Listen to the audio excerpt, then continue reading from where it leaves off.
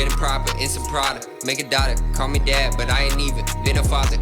Lurking in the dust, dodging devil is a must. Fresh and clean like I just brushed. Numbers on the up. And just like that, we are back. It's Mazzi and it's Livezone. We're with you here, and we're very thankful that you're with us.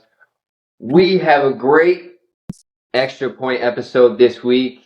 Livezone, what's poppin'? How you doing? We got a lot to talk about, and I'm doing great. A lot of NFL stuff is happening, a lot of controversy around the league. We got some trades, we got some suspensions, we got a lot. So let us know what we're getting into first. We're starting in the NFL with a couple of situations that are going down that are looking like they're turning into a much bigger situation than it seems.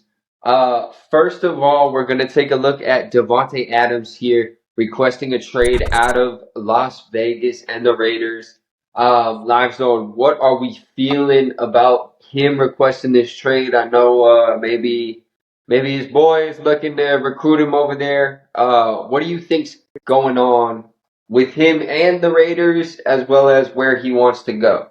All right, so it's pretty clear that Davante Adams wants to go onto a contending team. He wants to contend for a Super Bowl. He's not getting any younger, still in his prime years. He needs to get over that hump to, be in that conversation of one of the best wide receivers of all time, right? We talk about best in category. What's the number one thing that we talk about? We talk about winning. Davante Adams has not won a Super Bowl yet, and there are a few teams that I could see him going to to win a Super Bowl, right? So the Jets are a no-brainer. Go play with your buddy Aaron Rodgers. He needs a number one guy. It would bring a lot to the team, would open up Wilson, would open up Mike Williams, Breece Hall, etc. Right? It makes sense overall for the New York Jets to go after a guy like Davante Adams, seeing what he did in Green Bay with Aaron Rodgers. That's number one. Number two is the New Orleans Saints. Once again, go play with one of his former quarterbacks in Carr, and hopefully win a Super Bowl with them, right? That's what both of these players want in Carr and Davante Adams. They want to win a Super Bowl. They want to win on a contending team. Pairing those two guys up with Alvin Kamara and a good offensive line, it could end up happening where we see the New Orleans Saints in the Super Bowl talks if they do get a guy like Davante Adams. Then after that, San Francisco is always in talks with the Brandon Ayuk situation. Brandon Ayuk does not want to be there, even though he got paid. You can see it on the field. You can see it on the practice squad. You can see it on everything. Brandon Ayuk wants out of San Francisco. What better way to bring Brandon Ayuk out than to bring in a guy like Davante Adams to replace him? Davante Adams and Deebo Samuel together would be a phenomenal 1-2 combo, knowing that Christian McCaffrey has a bigger injury than originally thought. So those are the three teams that I realistically think that he could go to. Other teams that I wouldn't be shocked about is one, the New England Patriots. The New England Patriots want their number one receiver. Kendrick Bourne is in trade talks a lot. Gerard Mayo wants to create his own team. Why not bring in a guy to help Drake May out like Davante Adams? I'm not saying that it's going to happen, but I could see it happening because they've been looking for their number one receiver for 4 years now. Then after that, the last team that I have for you is the Pittsburgh Steelers. Now, yes, they do have Pickens, right? Which is fine, but last year they had Pickens and Deontay Johnson. Deontay ended up going to Carolina. They have a spot for Davante Adams right now, the same way that they were trying to go out and get Brandon Ayuk. I could see Davante Adams pairing up with Justin Fields perfectly, and I could see that team being in contention after they got Davante Adams. But until they get there, to me, they're just still a 10-7 team, a 9-9 team, whatever it is. So for me, those are the five teams that I could see going after a guy like Davante Adams. Don't be surprised if there are a lot of other teams involved. This is one of the best wide receivers in the league that we're talking about, and he wants out of his team because he's frustrated with where they've gone. So that's my take on it. Now, okay, a lot to unpack there. We're going to start out and give Devontae Adams his flowers where his flowers are due. Yes, he's an amazing wide receiver. He's one of the top in the league. I don't think he's anywhere close to a discussion of a GOAT as a wide receiver. There's no one category that I think wholeheartedly that he is above and beyond the best at, above whether it's catching ability, whether it's running routes, whether it's yards after the catch, whether it's getting clutch touchdown catches. There's not one of those things that he excels at so greatly more than all these other wide receivers before. So I respect him greatly, but we need to also look at him along the lines of a DeAndre Hopkins almost. You know, you had your amazing peak, but it's not, your quarterback play is not always the best, on top of you just not performing at that level of eliteness that you once were. That brings me into the second point about this, but the only team that this doesn't apply to is the New England Patriots that you just mentioned. But let's look at the facts. Devontae Adams wants out of Las Vegas because of the quarterback play. He wants a quarterback that can get him the ball. He wants a quarterback that can run the offense and run the team. That's plain and simple. All four of the other teams that you mentioned have a quarterback that's better than Aiden O'Connell or Gardner Minshew, okay?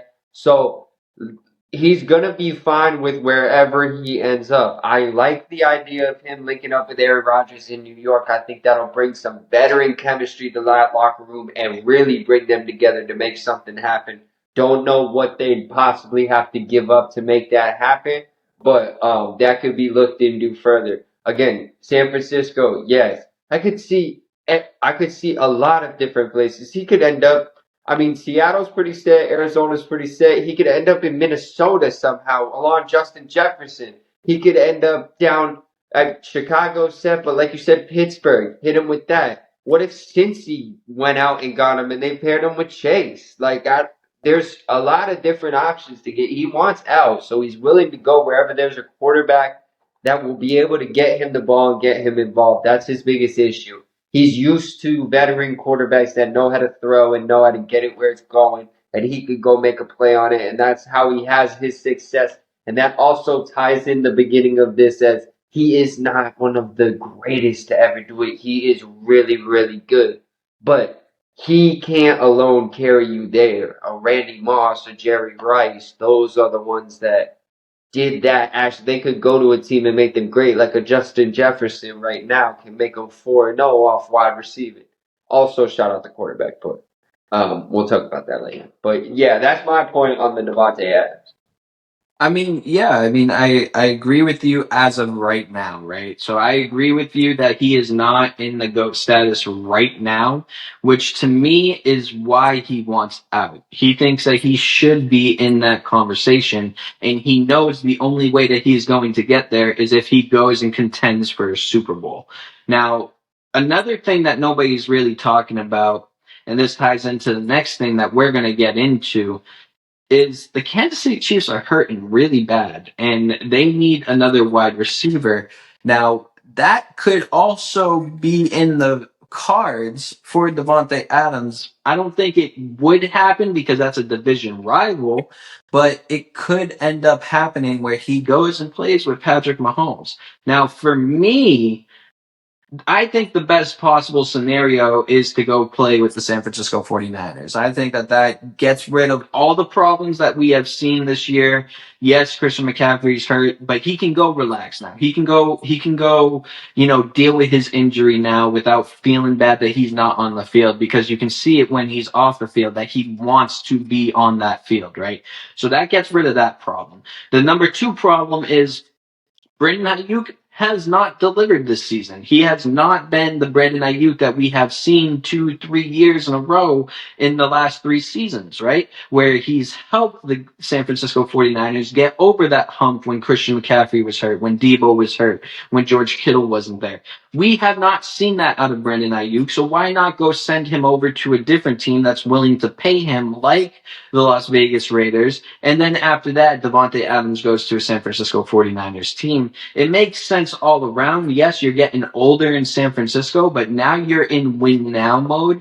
Whereas if you keep Brandon Ayuk there and he's unhappy and he's underperforming, you're not going to be the San Francisco 49ers that you have been for the last 2-3 years. Now, I'm not a fan of the San Francisco 49ers, but to me, this makes sense for both sides because now you have Brandon Ayuk as a star wide receiver on Las Vegas with Jacoby Myers and Brock Bowers, where they can still contend. He's still happy because he's getting paid and everything like that. Then after that, you go over to the San Francisco side. You're in that win now mode that you should have been in 3 years ago, and now you have to deliver. So that makes the most sense for me. But seeing him in the Steelers uniform, it wouldn't be the worst thing. It would be a very good thing for Pittsburgh and the route that they want to go. Do they want to start Russell Wilson or do they want to start Justin Fields? And then after that, once you figure that out, then you go on about your season, right? So those are the two teams that I'm really looking at. But the guys that are making all the articles and everything, they're going to push the Aaron Rodgers thing. They're going to press the car thing on the people, thinking that he wants to go play with them when in reality he just wants to win. Yeah, I agree. San Francisco sounds like a great deal. Pittsburgh sounds like a great deal. End of the day, all I'm saying is it doesn't matter what deal is great or not. Devontae's going to go where he wants.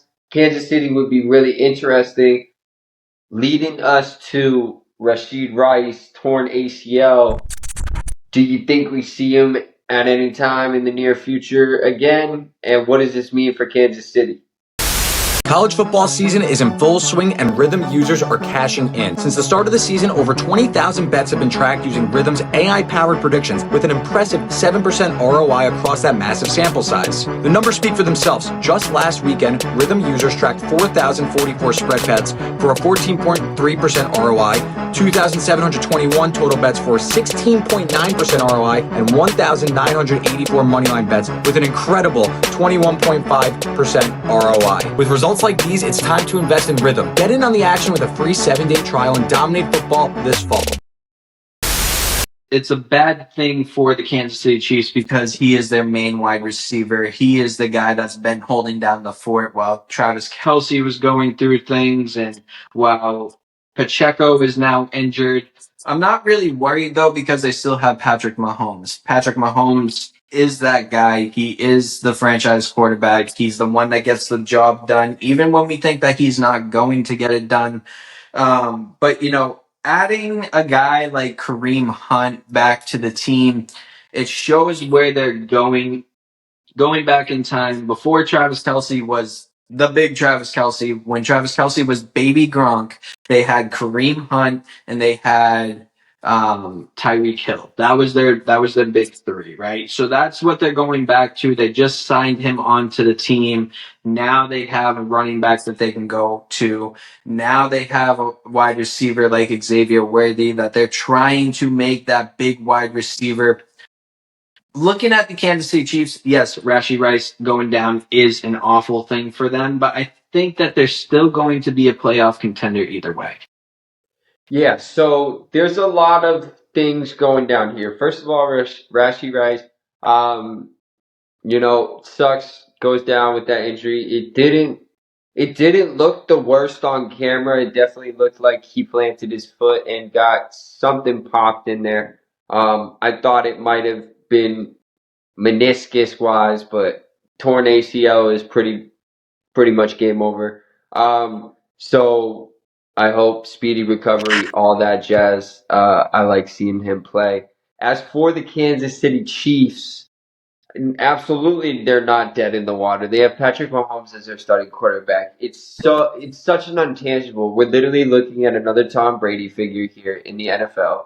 It's every time you go into a Sunday, Monday, Thursday, whatever it is, you know this guy's ready and it's going to be a close game. He's never going to get blown out. If he gets blown out, you're floored. If he wins by 20, you expect it. If it's a close game and they pull it out, you're like, of course. So it's the same deal. Kansas City's going to be a playoff contender and in these games and make the playoffs and be in the conference championship time in and time out.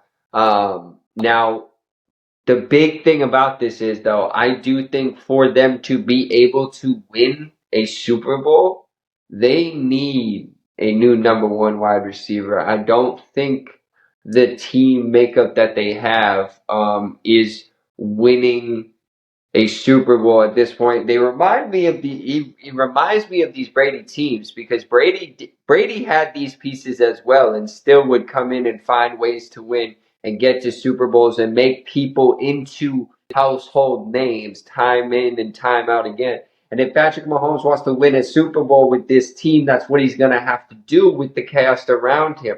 Make them into Super Bowl winning players. And I just don't think that's going to happen with what they got going on right now. The young running back fumbling last week right off the first possession of the game, absolutely killing all their momentum. They didn't end up scoring till 2 minutes left in the half of that game. But they were marching down the field with that. So I think there's a lot of that coming on. Last year it was dropping passes. This year I think it's just not having your cast that you know and trust going on. So I need them to go get another wide receiver out there to give Travis Kelce a little more space out there as well. He can make his own space, but he needs something to take off the load. Well, we look at like the options here. The options for the offense after the game, they signed Kareem Hunt, so you have Kareem Hunt as your new number one running back. Then after that, they have Xavier Worthy, which is your number one wide receiver. He's the guy Now, he's the guy that he should have been the number one at the beginning of the season. He was a steal in the draft. And then after that, they have Travis Kelce. There's your tight end, your main guy. And then after that, you turn around and you have Juju Smith-Schuster as your number two wide receiver, which I know he's not a the player that the Patriots cut. Like the yeah, Patriots are terrible. 110%. Juju is not the same Juju that we saw in a Steelers uniform, but he can still make a good catch or two, especially with Patrick Mahomes right next to him. He's still a You guy can that can catch trust the him. ball. Yeah, I can give you that he can trust him. yeah, But when and it comes then down to Worthy, he's a glorified wide receiver. He's just a track star that if given the ball in enough space, he's going to score a touchdown. But other than that, I've yet to see any hands from the man. I think we're gonna come back at week 9, week 10, and you're gonna be eating your words on that because I think Xavier Worthy was stolen from the Buffalo Bills. The Buffalo Bills had a chance to have Keon Coleman and Xavier Worthy on the same team, and they passed up on it. And the Kansas City Chiefs saw that and stole him right under Buffalo's nose. I think Xavier Worthy is going to be a very important piece to this Kansas City team, and is going to be one of the reasons why they're winning games. I think he's going to be that guy, that Tyreek Hill, the guy that you can't catch on the field, that can just go out, run, and catch a 75-yard bomb. He's that guy to me in this offense. Right now, with Kareem Hunt as their number one running back, I think that they're back where they started this season. I think that they're going to make the playoffs and they're going to be a dangerous team. Not having Rashi Rice, sure, but you still have people that can give you those key moments in games. You know what I mean? Yeah, you have clutch players. You have players that can make plays. I'm just I'm very worried about having to make these players make those plays and putting them in those situations because Kelsey's a lock. Give Kelsey all the credit in the world. Kelsey's a lock. Kareem Hunt is on the backswing of his career. He had a very high peak. Juju Smith-Schuster is on the backswing of his career. He had a very high peak.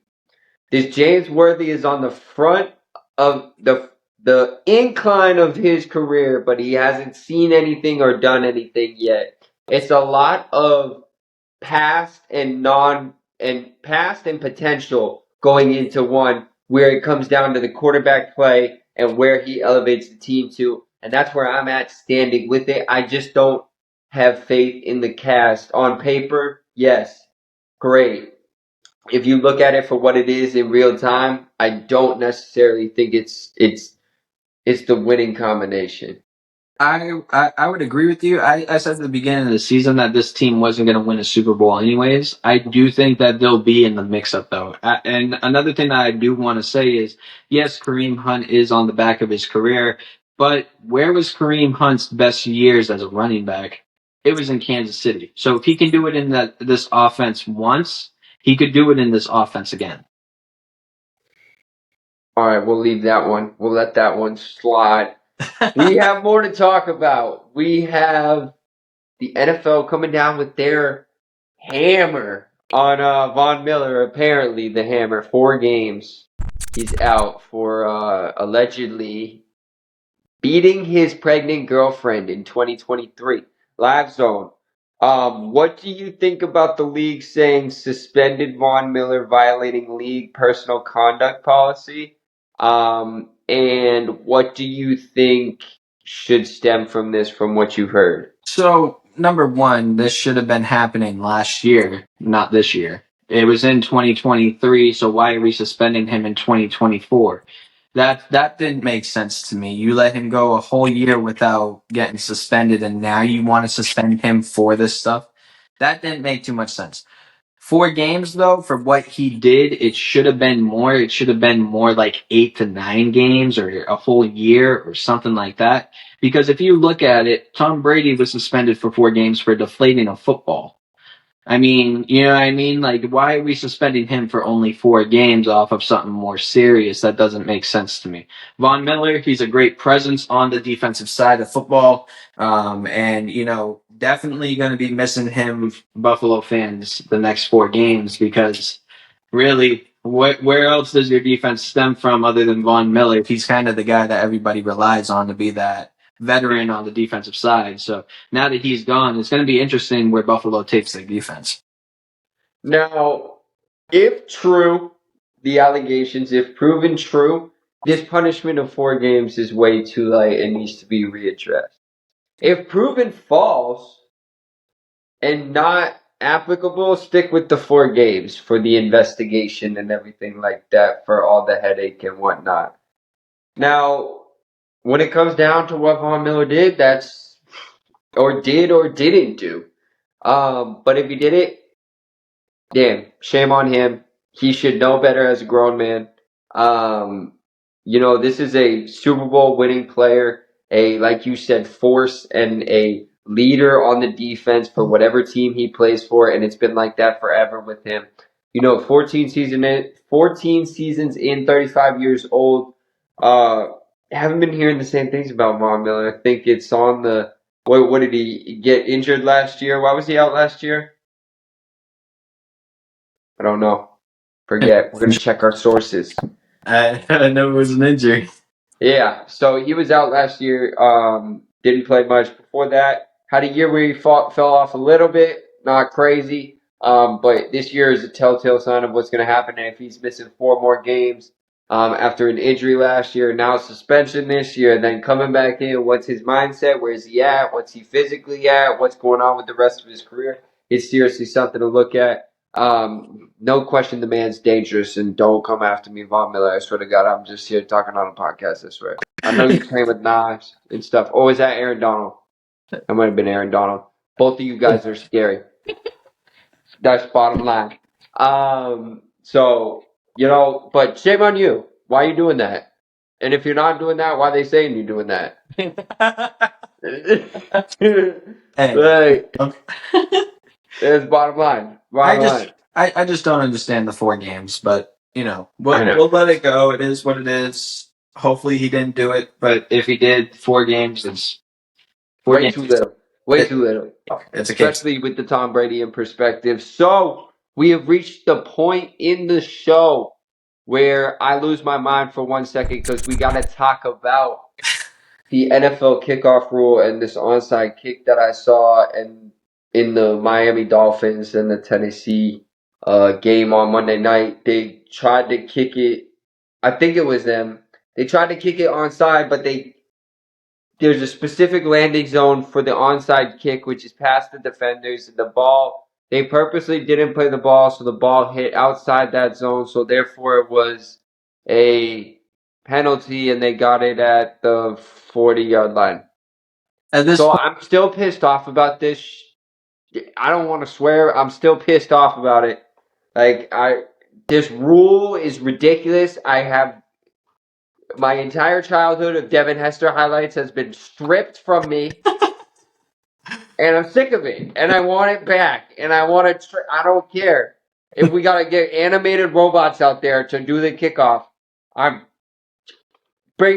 Just kick it normal. I have a feeling that next year they're going to bring back the old kicking rules because college football has not made the transition yet, and a lot more people have been looking at college football now that the rules are kind of the same as the NFL's years prior. I personally don't like the kickoff thing. I think that kicking an onside kick is pointless right now because why the hell would you even do that when there's more than 12 guys lined up at the 40-yard line? I mean, it doesn't really make sense to me, but hey, we're going to see what happens. A lot could happen with the new NFL rules. They change it up every year. But I don't know. I don't know what else to say other than that. I just had to lose my cool about that because, it's really pissed me off. It's really pissed me off. And I don't Moving think forward, though, anyone- we are going to end on a solid, good note. We have games to pick. Last week, it was just me doing it. I think I did a pretty good job, honestly. I think I only got a couple wrong. So, we got the list here. We're starting off Bucks visiting the Atlanta Falcons this week. Livezone, who you got? I'm going to go ahead and I'm going to take a team that I wouldn't regularly say. I'm going to go with the Bucks. Baker Mayfield's proven himself right now, liking the rookie running back, Bucky Irvin, with a touchdown. I'm liking what they have going on with Mike Evans and Godwin. I like the team's offense a lot. If they can stop the Atlanta Falcons from scoring more than 24 points, they win the game. And, Baker looks really good right now. Baker looks like Cleveland Browns Baker Mayfield, and it's getting kind of scary that nobody's kind of talking about it because he's kind of having an MVP season very quietly. So we shall see what happens with that. I think that will the hype will go down a little bit, but for this game, I'm taking the Bucks. Yeah, looking at this matchup, I mean, what do I always say? Kirk Cousins is a 500 quarterback. What are the Falcons? 2-2. What a coincidence! So it's a gamble this week to choose if Kirk Cousins is going to show up or Kirk Cousins is not going to show up. They're at home. He loves to let his people down. Give me the Bucks on the road. Baker Mayfield balling out. Mike Evans, Chris Godwin, White, the running back. I mean, the defense is playing stellar. They're holding Saquon and Jalen Hurts to 16 points. They're just clicking right now. Played the Lions, held them down as well. Like, they're playing strong teams. It's not nobody's they're beating. They're solid. They're showing up to play. I'm going to pause the brakes on the MVP season right now. I see the stats, so I know where you're coming from. But I'm going to pump the brakes on an MVP season for Baker Mayfield. But that's just, I know it's early season talk, but I'm going to pump the brakes on that for sure. Like I said, it will die down, I'm sure, but, looking at what he did against Philadelphia, that can't get overlooked. He had a great game. Yeah. I think in the first half, he had, 1 running touchdown and 3 throwing touchdowns. Yeah. That's, wow. You know what I mean? So, Yeah. give credit where credit's due on that, So next we got the Jets visiting the 4-0 Minnesota Vikings. Live zone. After the Jets lose, missing a field goal at the end against Denver, who we don't think is that good. And Minnesota going to 4-0, another 3 touchdowns from Sam Darnold and a W. I mean, what are we feeling? I'm going to tell you right now, if they keep on using Addison the way that they're using him as that second best wide receiver on that team with Justin Jefferson and Aaron Jones, The team is going to be fine. I've been holding off personally on the Minnesota Vikings this year because I thought that the hype would die down with Sam Darnold. I thought that he would have a bad game or two bad games in a row. It hasn't ended up happening yet. I don't think it's going to happen really till like week 10, 11 when we get into those higher weeks. So for that reason, I'm going with the Minnesota Vikings. Minnesota Vikings at home is hard to pick against, but it just seems like Aaron Rodgers losing, they're going to 2-2. They shouldn't have lost that game in Denver. It was cold, wet, and rainy. They could have easily walked out of there with a slim victory by making that field goal. He's coming out for revenge. You got Sam Darnold balling out at home from Minnesota. The Jets are going to go in there with something to prove. Minnesota is riding a high right now. They came into the season with something to prove. I think this might be the week where they kind of look at what they've done and be like, wow, we're here. And then they get punched in the mouth and they're 4-1 and we see where they go from there. And for that reason, I'm going New York Jets on the road against Minnesota this week. Hey, I don't hate the pick with Mike Williams coming back and having had the game that he had last week. I know they should have won. The kicker didn't win in the game twice in a row. It ended up being that the Broncos ended up winning because of the two kicks that the kicker missed. I like the pick. I just don't know if Aaron Rodgers, if he can get it done with these receivers, because these receivers tend to be like the big names that don't produce big name numbers. So for me, I'm just looking at it and I'm liking Justin Jefferson in this game. I mean, Breece Hall had less than 30 yards last week. Yeah. That's just unacceptable. Yeah, and he's supposed to be the best running back in the league, so they say. So, I mean, it's a tough one. It's a toss up, but I like Justin Jefferson more than I like Breece Hall or Wilson or whatever. So I'm taking the Vikings. All right, we got Panthers versus Bears in Chicago. Decent matchup. Who are you taking? I am taking the Carolina Panthers. I'm throwing the dice out there. Andy Dalton's going to get it done against the Bears. I don't think that Caleb Williams is going to have the best year this year after what I've seen. It's going to take a little bit of time for him to get into that quarterback role in the NFL. For me, I'm looking at Chuba Hubbard and I'm looking at the games that he's having, and I cannot go past it. The running backs are doing what we thought they should have done before the season happened. They're all producing. So now I need to see it transition on the field as well with a win. I'm taking the Carolina Panthers. There's no pressure on the Panthers to do anything, and there's all the pressure in the world on the Bears to do something.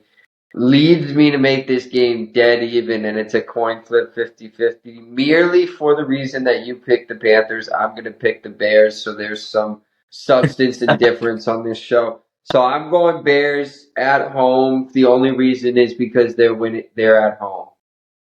All right. I mean, all right, we got Browns Commanders. Jaden Daniels.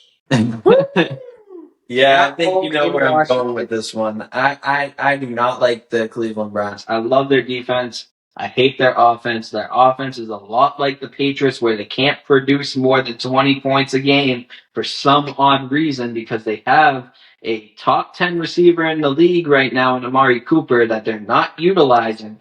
So for that reason, I'm going to go away from the Browns, and I'm going to take Jaden Daniels in the hot Commanders right now. Give me the Washington Commanders and a dub, and not just a dub. I think this is going to be a blowout win. Yeah, they blew out Arizona this week, 42-12 or something like that. Give me the Commanders at home. Jaden Daniels balling out, has the highest completion percentage of any quarterback ever through his first 4 games, above Brady, Manning, everybody that you could think of. Everybody else is high 70s, and he's 81%. It's truly incredible. He's balling out. Shout out Terry McLaurin, getting me fantasy points every week. You my dog. I expect you to get another touchdown this week and give me the Commanders by at least 14.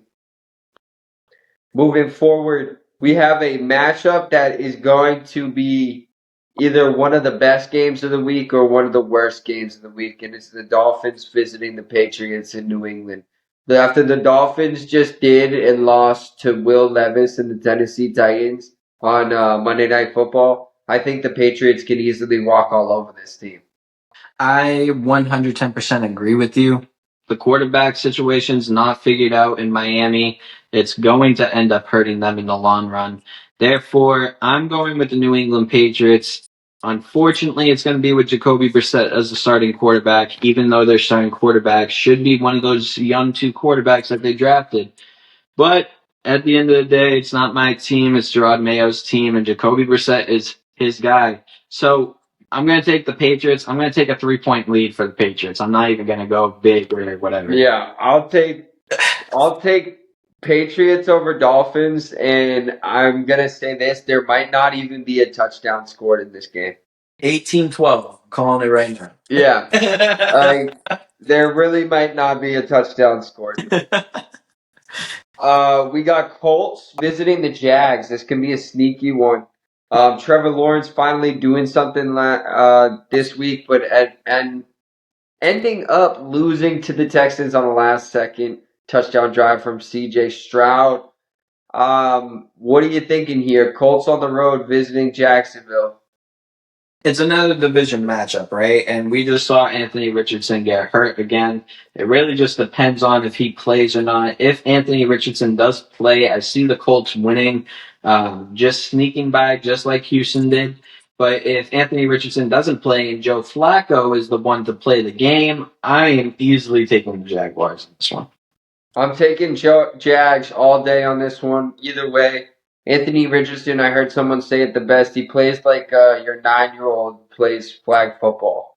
And that was great. I love that analogy. So shout out to Anthony Richardson, but you're going to lose whether you play or don't against the Jags next week. We got Bills versus the Texans next in Houston. Bills, big loss this week. Texans, big win. Both rolling in with similar records here. What do you think is going to go down in Houston this week? Well, this is like the hardest game of the week for me.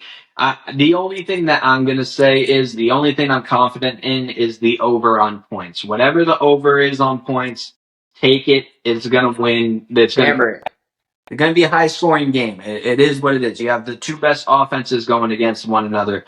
Me personally, I'm going to be taking Buffalo after the loss that they had. But I wouldn't be surprised if Houston comes up and, sneaks out with the win. But the only thing that I am confident in is the over on points. I agree with you on the over on points. I'm putting that in my notes and I'm slamming it. I see what you said about Buffalo coming in after that loss and getting that win, and I thought about that, and then I reversed it and psyched myself out. And I think C.J. Stroud knows how to win these games.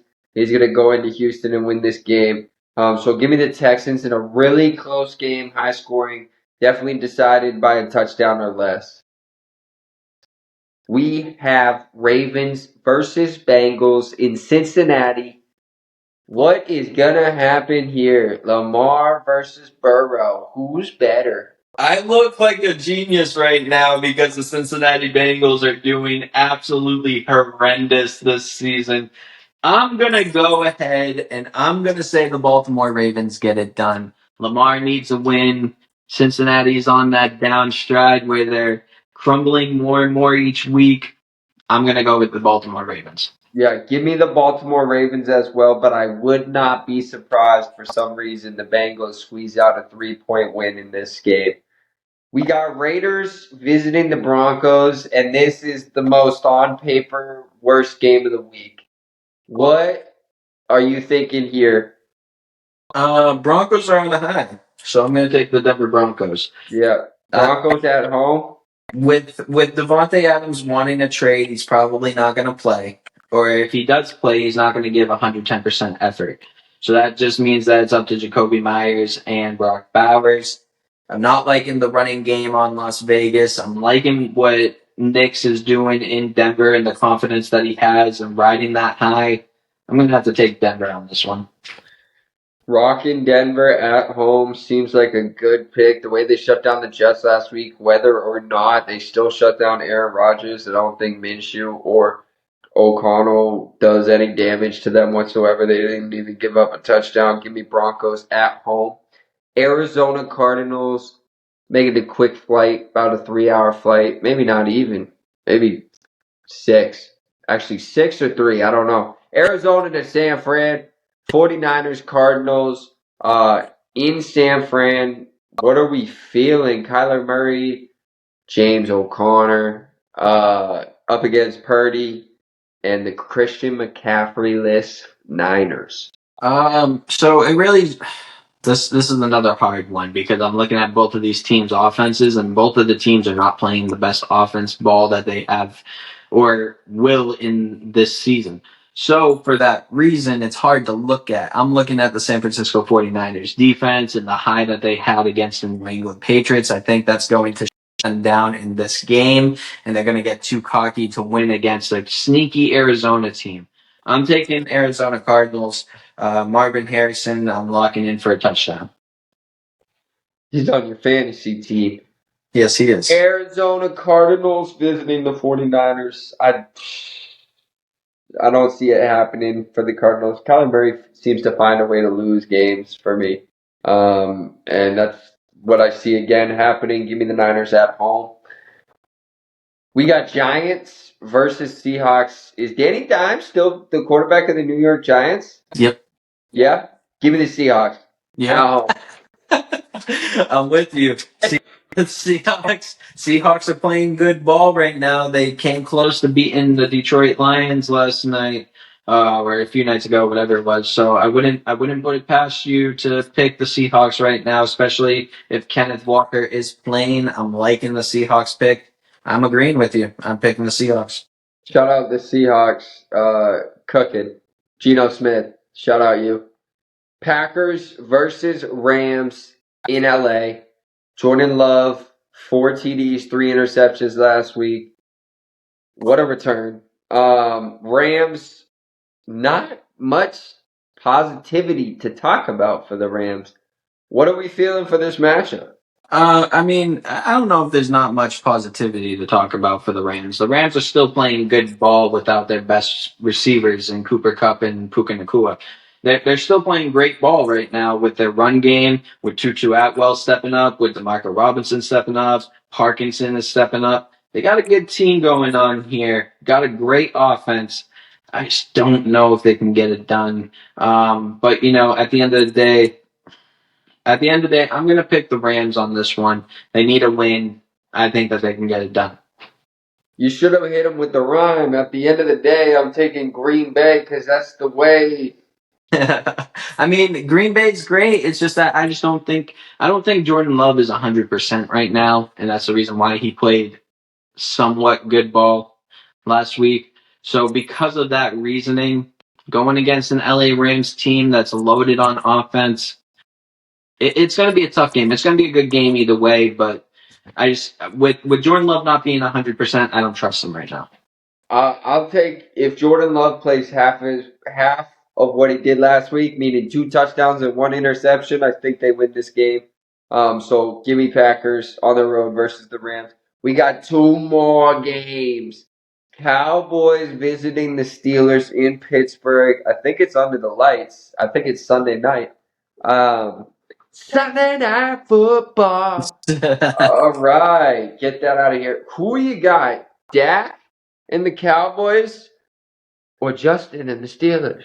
Justin Fields is playing good ball right now. Pickens is playing great ball right now. Najee Harris is looking like the running back he should have been his rookie year.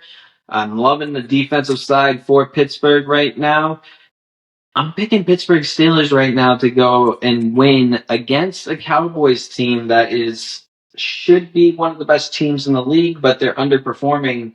A lot of underperforming that from this season on teams, but the Cowboys are one of them. I don't like what the Cowboys are running into for going against teams, and with the way that they've been playing ball, and with the way that the Steelers have been playing ball, I'm taking the Pittsburgh Steelers all day. Yeah, I like your pick. I like your pick, but I'm going to go the other way. The only reason being is this is one of those games in the Cowboy season it doesn't matter if they win or lose this game. No, everybody's going to be saying the same things whether they win or lose this game, and they always seem to win the games that don't matter at all for changing the narrative whatsoever. And for that reason alone, I'm taking Dak over the Steelers. Steelers tough loss last week against Indy. They should have won that game. They chose to go for it on two field goal situations. They tried to go for the touchdown. So I'm going Cowboys on the road in Pittsburgh under the lights. And that brings us to our last game of the week. Saints Chiefs. This is a closer matchup than a lot of people think.